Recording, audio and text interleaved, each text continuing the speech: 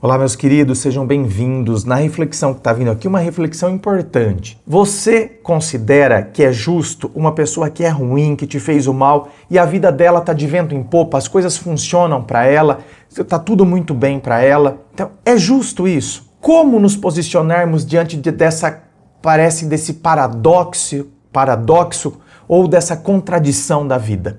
Vamos acompanhar? Roda a vinheta.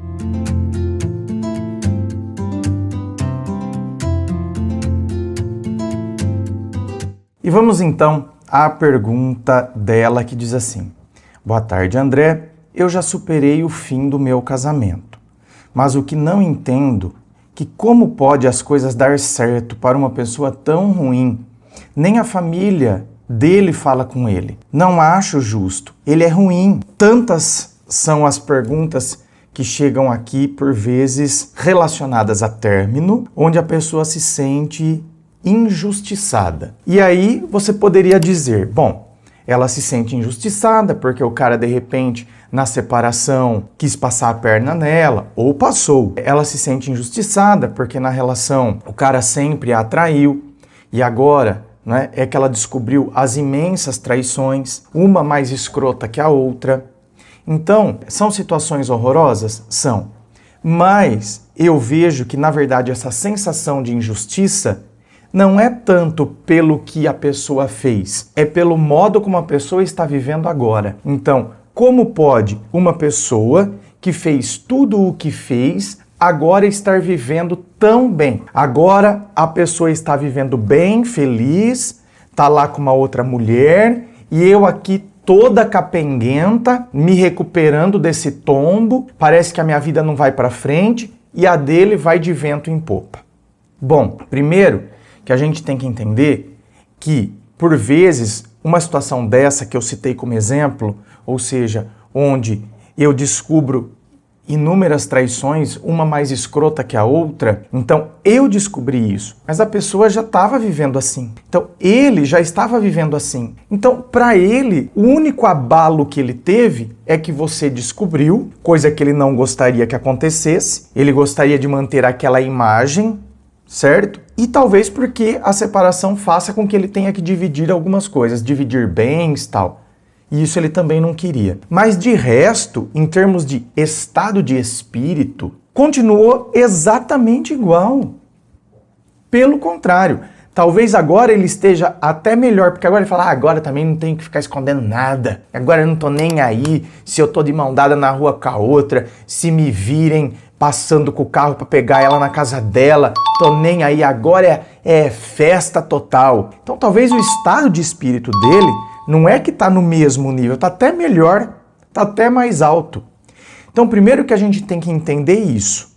A gente tem que entender que num exemplo desse que eu citei, por exemplo, dentro desse exemplo aqui, o estado de espírito da pessoa não mudou nada, nada. Então, esse é o primeiro raciocínio. O segundo raciocínio é que a gente tem que entender que nós não temos o controle sobre o outro ou sobre as coisas que acontecem com o outro ou sobre leis divinas que estão fora do nosso alcance. O próprio nome já diz, leis divinas, leis da espiritualidade. Eu acredito nisso? Acredito. Eu realmente acredito. Então, aparentemente, aqui no mundo material, tá indo de vento em popa. Aqui a coisa tá acontecendo e a coisa tá indo. Você pega alguns líderes mundiais aí. Você pega Vladimir Putin, o presidente da Rússia. O cara manda e desmanda, manda prender o opositor. Aí o opositor simplesmente amanhece morto, invade a Ucrânia. Enfim, aqui eu não vou entrar em termos de não estou aqui para discutir política ou o que motivou fazer uma coisa ou outra.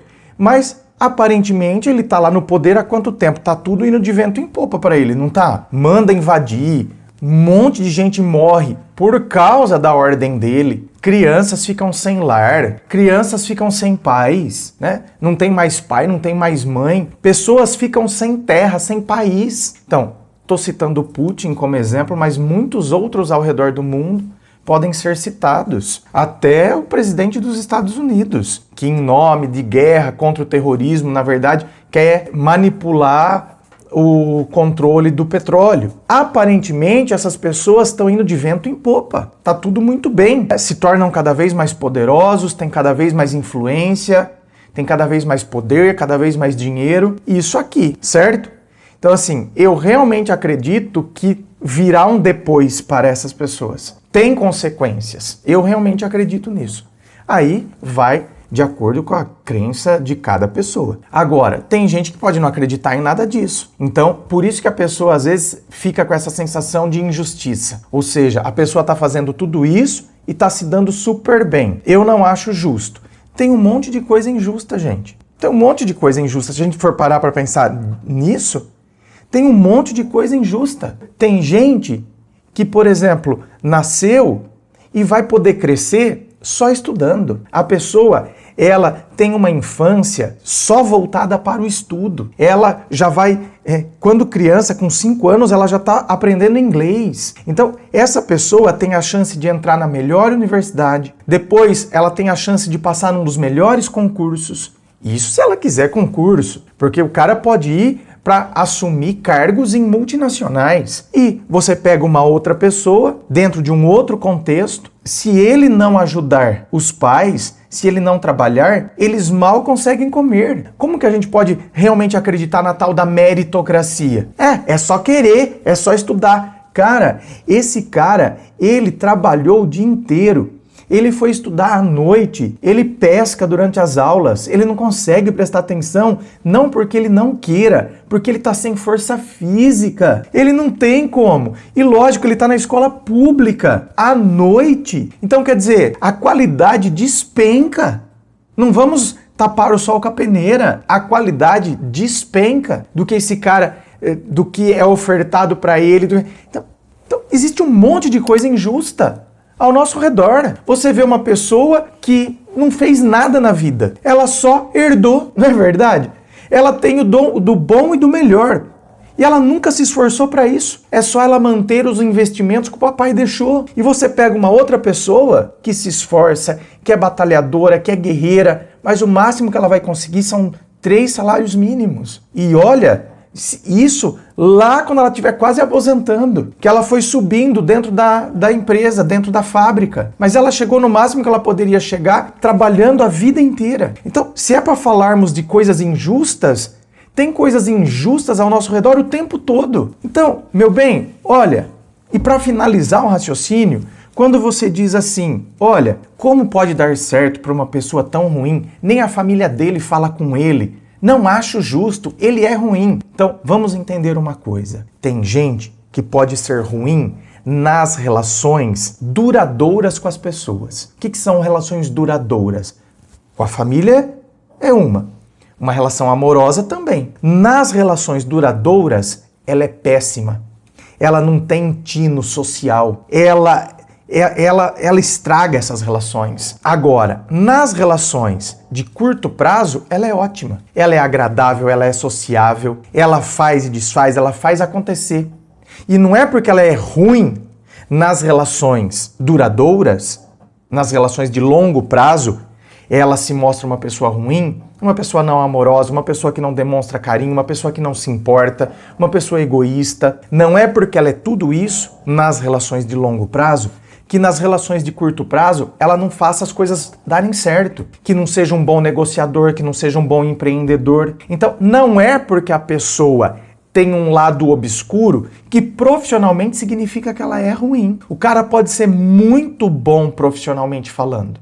Agora, é lógico, talvez ele possa ser bom profissionalmente e ainda assim ele possa ser ruim com as pessoas com quem ele faz negócio. Pode querer prejudicá-las, pode querer passar a perna, isso também acontece? Lógico. A gente vê isso acontecer direto também.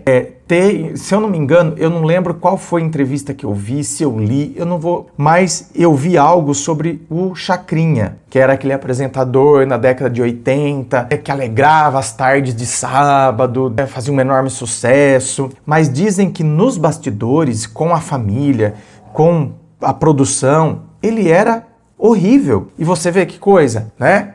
Ali na frente das câmeras, um cara extrovertido, que alegrava, que não sei o quê, mas um cara rancoroso, amargo nos bastidores. Então, Meus queridos, não adianta, isso aqui é improdutivo ficarmos com esse tipo de raciocínio. Não nos leva a nada. Escuta, se for para eu ficar pensando nas injustiças, o que tudo ao nosso... A gente não vai parar de ver situações injustas. E aí, se a gente começar a absorver isso, a nossa vida trava. Eu tenho que focar em mim e no que eu vou fazer.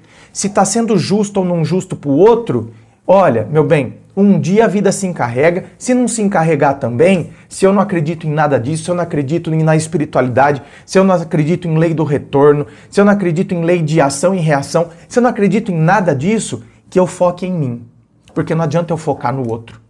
Eu não vou ser o Batman, eu não vou ser o Justiceiro, eu não vou conseguir fazer isso. Então, se eu ficar focado no como ele está conduzindo a vida dele, eu não consigo concentrar energia em como eu vou conduzir a minha. Ou seja, isso vai ser péssimo para quem? Para você. Isso não é justo com você. Eu não acho justo com você fazer isso. Então pensa bem, reflete com carinho, inscreva-se. Fico aqui aguardando a sua inscrição. Se você curtiu, dá o seu joinha, compartilhe com seus amigos.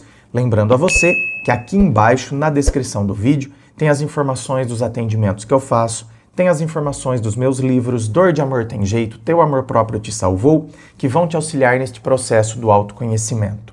Muito obrigado, beijo no coração e, é claro, um forte abraço.